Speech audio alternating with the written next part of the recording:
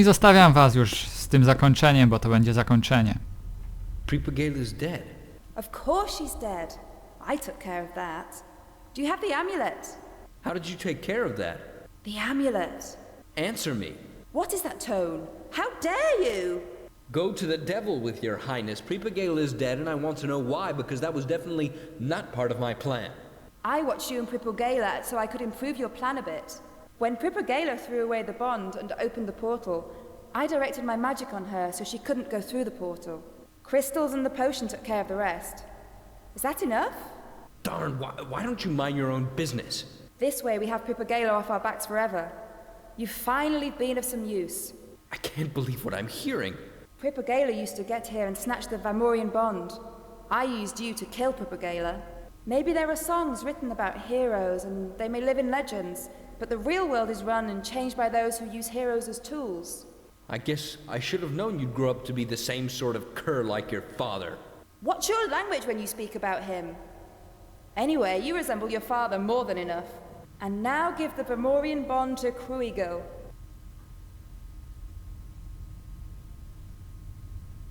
For all I care, I had enough, and the sooner it ends, the better.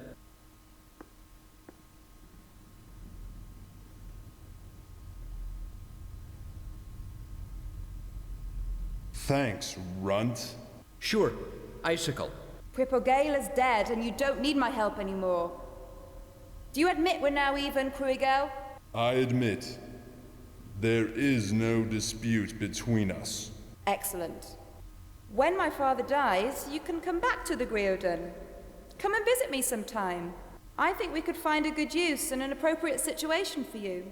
That's very generous of you, Princess, but it won't happen. I found a wonderful girl, and we're getting married. When you once get used to living among honest people, you can't go back to the courtiers. Plus, I don't like people to think of me as a tool. If you ever change your mind, you know where to find me. Take care.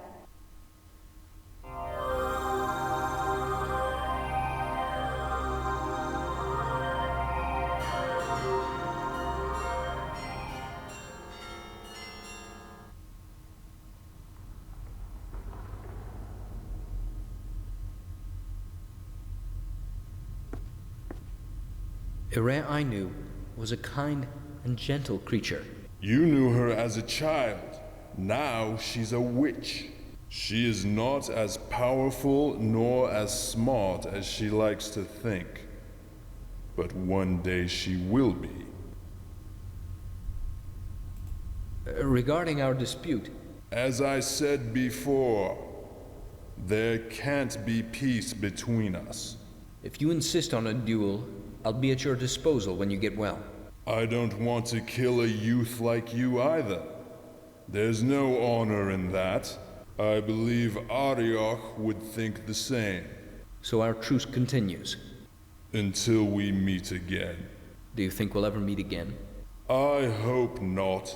I get it, and thank you. I don't want to fight you anymore either.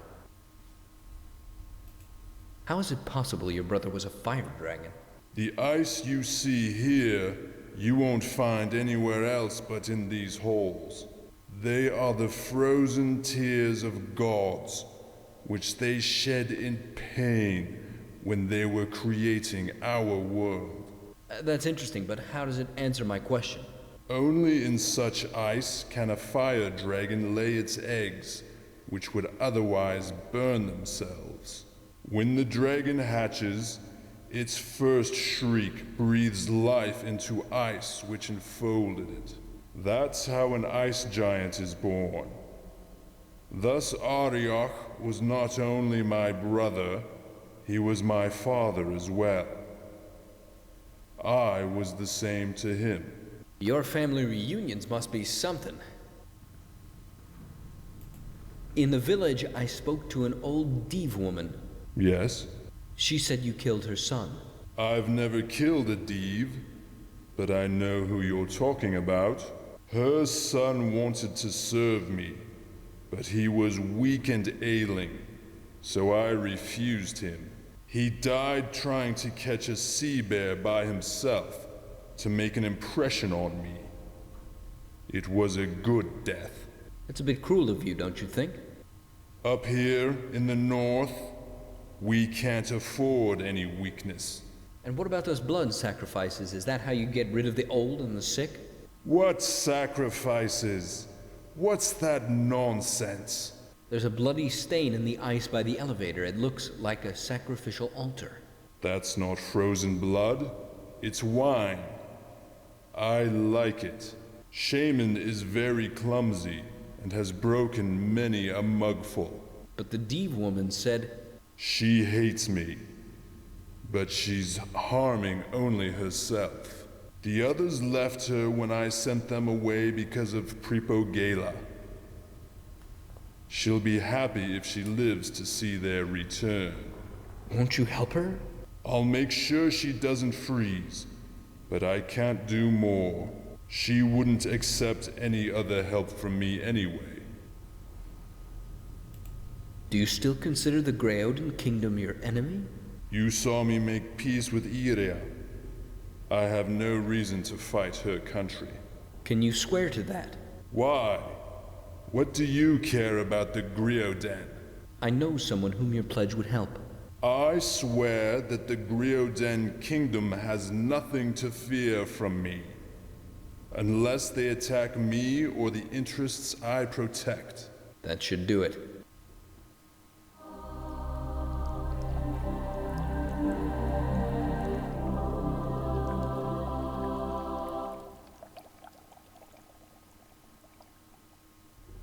Well, it's high time to hit the road. Ice wastelands are not a hospitable place for someone like you. I know, I'll miss Pripogela's potion and her portal. It will take me at least half a year to get home walking. Before you go out, take one of the crystals upstairs, where you found Iria earlier. You won't freeze as long as you have it with you.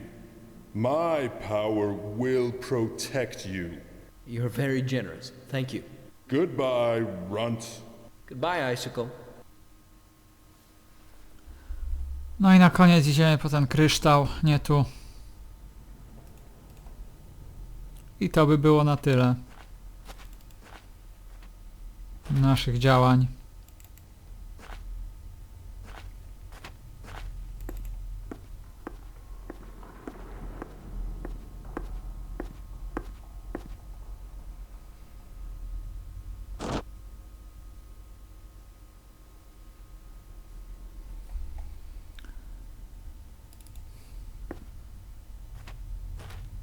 I see Kriegel is working on destroying Vamorian Bond again.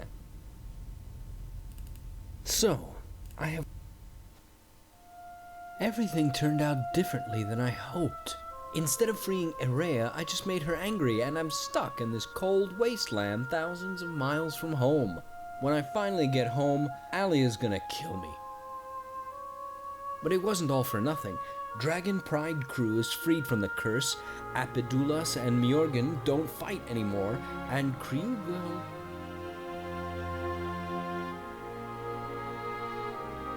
If he wants me dead, this crystal will stop giving out heat in the middle of a snowstorm. But I think I can trust his words that accounts between our houses are settled. You used me, you old witch, but I forgive you. Ivrea was maybe right when she said that we live and we fight as somebody else's instruments.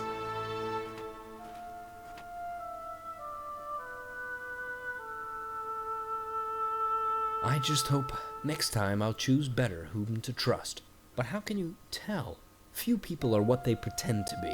Well, life of a hero ain't no tale.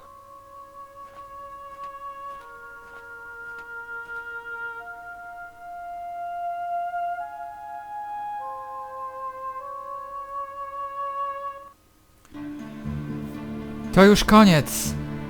Taka wesoła, sympatyczna gra zmieniła się na koniec w refleksyjną, w taką, która pobudza właśnie do refleksji nawet nad życiem, też nad całą fabułą. Od razu powiem, że według mnie nie warto traktować tej gry, czy nastawiać się siadając do niej nastawiać się na jakąś poważną historię fantasy. To jest raczej fantasy w takiej lekkiej, humorystycznej wersji, więc nie ma co oczekiwać jakiejś arcylogicznej fabuły, wyrafinowanej. Fabuła jest sympatyczna i nieco przekorna. Dlaczego przekorna?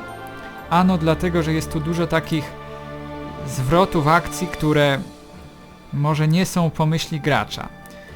Dlaczego? Ano dlatego, że spójrzmy na te postacie drugoplanowe. Nok wydawał się zły, nie okazał się wcale złą postacią. Dymek też wydawał się postacią negatywną, a wcale taką nie jest. Mjorgin wydawał się też arcynegatywną postacią. Okazało się, że wcale nie jest gorszy od Apidulasa. I też nie można mówić, że jest złym. Tak samo Kriegel. Niby przez całą grę, przez całą rozgrywkę byliśmy przekonani, że on jest zły, że musimy z nim walczyć, pokonać go. A okazało się, że to wcale nie jest tak jasne i tak jednoznaczne, jakby się na początku wydawało. Podobnie z postaciami, które wydawały się pozytywne. Z Pripogailą, która nas umotywowała do działania, do tej całej wędrówki, miała być dobra. Okazała się bardziej negatywna, choć też jej postawa nie jest całkowicie zła, całkowicie czarna. Nie jest ona postacią czarną. Podobnie Erea wydawała się taką niewinną, wspaniałomyślną księżniczką. No a okazało się, że też myśli jednak głównie o sobie, o swoim interesie i nie ma skrupułów, by kogoś zabić. Więc tak to wyglądało. Nic nie było takie, jakie wydawało się na samym początku. I to jest według mnie fabularna zaleta tej gry. Największa. Też cała ta historia, cała fabuła na końcu przewróciła się do góry nogami. Okazało się, że wszystkie nasze działania nie były właściwe. Nie działaliśmy w imię dobra, w imię ratowania świata, królestwa czy kogokolwiek. Czyli nasze działania były właściwie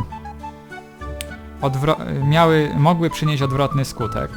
Nie przyniosły, bo zakończenie jest takie, jakie jest. W każdym razie cała fabuła jest dość przekorna. Na uwagę zasługuje również bogactwo świata. Wiele różnych czy ras, czy stworzeń, z którymi można porozmawiać, zwłaszcza w tym rozdziale rozgrywającym się pod wodą. Tam było mnóstwo wodnych stworzeń, z którymi można było sobie podyskutować bardzo ciekawie. I też była tam taka fajna, błoga atmosfera. Jakże różna też od tej, która była obecna w lodowych pustkowiach. Grę można podzielić na 3 takie rozdziały, ten początek, bo nie liczę tej jaskini z Nogiem. Ten początek, później pod wodą i na tych wspomnianych przed chwilą lodowych pustkowiach. Najbardziej podobał mi się drugi, później trzeci, a najmniej pierwszy. W każdym razie, no, co jeszcze można powiedzieć? Dubbing może przeciętny, ale jak na przygodówki to nie jest jakiś słaby dubbing moim zdaniem, bo w przygodówkach jednak te finanse nie są najwyższe. Gry są raczej niskobudżetowe. Więc też oszczędza się i na doborze aktorów, i na sprawach technicznych. I często są narzekania na dubbing w przygodówkach. Tutaj również można sobie trochę ponarzekać odnośnie do paru dialogów czy paru postaci, ale moim zdaniem nie jest tak źle. Wszystko utrzymuje się w granicach przyzwoitości, w mojej opinii. No i to chyba tyle. Grę oceniam na 8, może na 10, 7,5, może lepsza ocena 7,5 na 10, bo to nie są generalnie jakieś moje ulubione klimaty, jeśli chodzi o przygodówki. Wolę gry mroczniejsze. takie, w których jest więcej akcji, bo nie jestem obdarzony może specjalnym poczuciem humoru. A jeśli już, to moje poczucie humoru jest trochę nietypowe, więc nie śmieszą mnie aż tak bardzo takie humorystyczne przygodówki i mało jest takich gier w takim klimacie, które bym uważał za arcydzieła, które by mi bardzo przypadły do gustu, którym bym mógł dać 9. Mam nadzieję, że wam się podobało, choć wiem, że przynajmniej początek nie wszystkim przypadł do gustu, ale mam również nadzieję, że choć kilka osób, choć jedna osoba obejrzy serię od początku do końca i mam nadzieję, że choć jedna osoba zagra w grę dzięki obejrzeniu być może jednego czy paru odcinków. To jest moim celem, żebyście też sięgali po przygodówki, a nie tylko po te popularne gry, bo przygodówki popularne nie są. I wiele z nich pozostaje niezauważonych. Ludzie nie mają pojęcia o ich istnieniu, a ja chcę, żeby było inaczej, dlatego te filmy tworzę, dlatego nagrywam. I mam nadzieję, że koniec końców jakiś efekt to przyniesie, choćby drobny, choćby efekt przyniesie w postaci zainteresowania jednej osoby grą czy gatunkiem. To i tak dużo. Tyle. Do usłyszenia. Zobaczymy, czy będę nagrywał dalej, to się okaże. Cześć!